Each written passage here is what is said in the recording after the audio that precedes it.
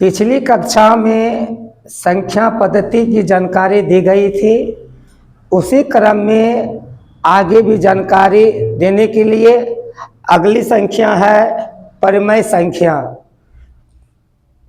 इसका परिभाषा होगा ऐसी संख्याएं जिसे p/q के रूप में लिखा जाता है जहाँ q बराबर नहीं 0 हो।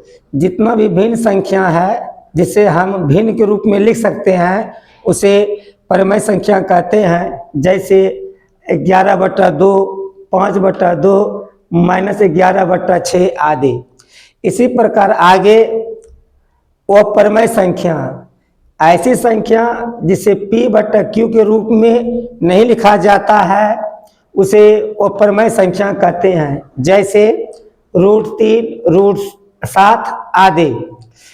ऐसी संख्या जिसका वर्गमूल पूरा नहीं निकलता है उसे हम अपरिमेय संख्या कहते हैं।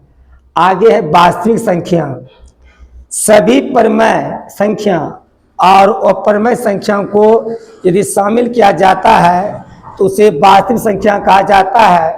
वास्तविक संख्या में सभी प्रकार की संख्याओं को शामिल किया जाता है। आगे क्रम में संपूर्ण संख्या। यह संख्या बहुत ही रोचक है।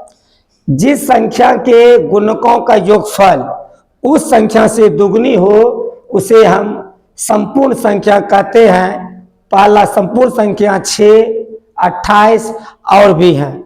यदि हम संख्या 6 पर विचार करते हैं और उसके गुणकों को लिखते हैं तो 6 का गुणक 1, 2, 3 और 6 और इनके गुणकों को यदि हम जोड़ते हैं तो योगफल 12 आता है और 12 6 से दुगनी है, इसलिए 6 एक संपूर्ण संख्या है।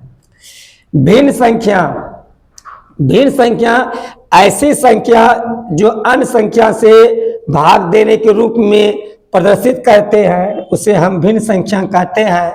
भिन्न में अंश और हर होते हैं तो भिन्न का सूत्र होगा अंश बटा हर। जैसे 11/3 भिन्न का यह सूत्र होता है भिन्न बराबर अंश बटा हर।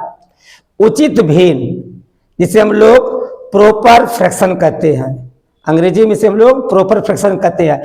ऐसा संख्या जिसमें अंश हर से छोटा हो मतलब उसे हम उचित भिन्न कहते हैं। जैसे 7/11, 7 मेरा अंश है और 11 मेरा हर है और 7 11 से छोटा है, इसलिए उसे हम उचित भिन्न या प्रॉपर फ्रैक्शन कहते हैं।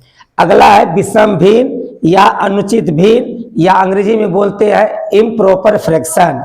ऐसी संख्या जिसमें अंश हर से बड़ा हो उसे हम विषम भिन्न या अनुचित भिन्न कहते हैं। जैसे 7/5, 7 अंश है और हर अंश 7 है और हर 5 है और 5 से 7 बड़ा है, इसलिए 7/5 एक विषम भिन्न या अनुचित भिन्न है।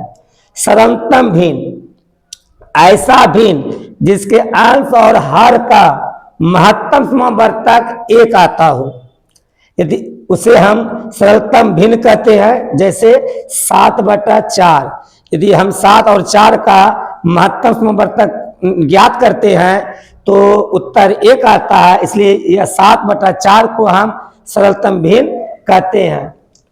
मिश्र भिन्न ऐसी संख्या जिसमें पूर्ण संख्या के साथ एक उचित भिन्न सम्मिलित हो उसे मिश्र भिन्न कहा जाता है। जैसे 3.1/2, 11 1/4, इसमें 3 और 11 एक पूर्ण संख्या है और 1/2 और 1/4 भिन्न है, इसलिए इसे हम मिश्र भिन्न कहते हैं। आगे के कक्षा में और भी जानकारी दी जाएगी। धन्यवाद।